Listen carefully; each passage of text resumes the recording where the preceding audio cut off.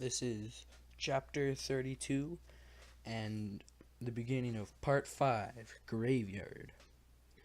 Southwest Arizona serves as an ideal graveyard for airplanes. It has a dry, clear, and virtually smog-free climate that helps minimize corrosion. It has an alkaline soil so firm that airplanes can be towed, and parked on the surface without sinking. An airplane graveyard is not just a fence around airplane carcasses and piles of scrap metal.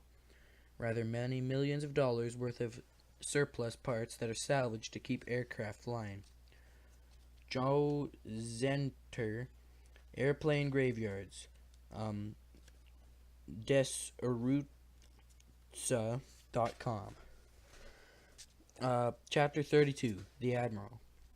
The sun blazing bakes the sun bl- the blazing sun bakes the Arizona hardpan by day, and the temperature plunges at night. More than 400,000 planes from every era of aviation shine in the heat of the sun. The cruising altitude, the rows of planes look like crop lines, a harvest of abandoned technology. Number 1, you have arrived here by necessity. You stay here by choice. From way up there, you can see some of these grounded jets are occupied. 33, to be exact. Spy satellites can catch the activity, but catching it and noticing it are two different things. CIA data analysis have far more pressing thing than to look for a band of refugee unwinds. This is what the Admiral is counting on. But just in case, the rules of the graveyard are strict. All activity takes place in the fuselage or under the wings, unless it's absolutely necessary to go out in the open.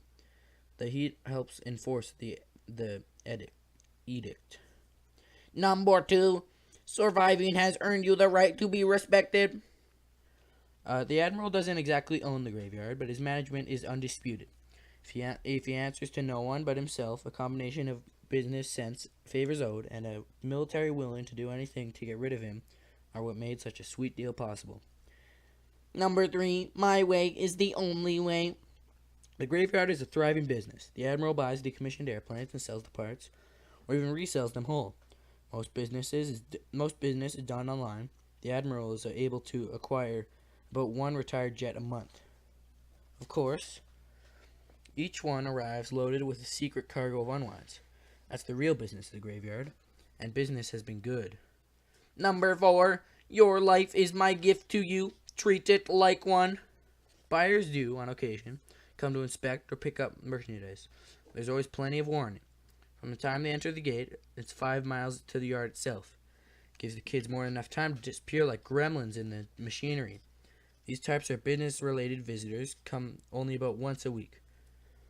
There are people who wonder what the Admiral does with all his rest time. He tells them he's building a wildlife preserve. Number 5, you are better than those who would unwind you. Rise to the occasion. There are only 3 adults in the Admiral's employ. 2 office workers stationed in a trailer far from Unwind, and a helicopter pilot. The pilot goes by the name of Clever, and he has 2 jobs. First is to tour important buyers around the lot in style. Second is to take the Admiral in trips around the graveyard once a week. Clever is the only employee who knows about the horde of unwinds sequestered in the far reaches of the lot. He knows, but he's paid more than enough to keep quiet. And besides, the Admiral trusts Cleaver implicitly. One must trust one's personal pilot. Number 6, everyone in the graveyard contributes, no exceptions. The real work in the yard is done by unwinds. There are whole teams specially designed to strip the jets, sort parts, and get them ready for sale, just like any other junkyard, but on a larger scale. Not all jets get stripped. Some remain untouched. The Admiral thinks he can resell them whole. Some are retooled as living quarters for the kids who are both literally and figuratively living under his wing. Number 7, teenage rebellion is for suburban school children. Get over it. The kids are grouped in teams, but best suited for their jobs, their ages, and their personal needs.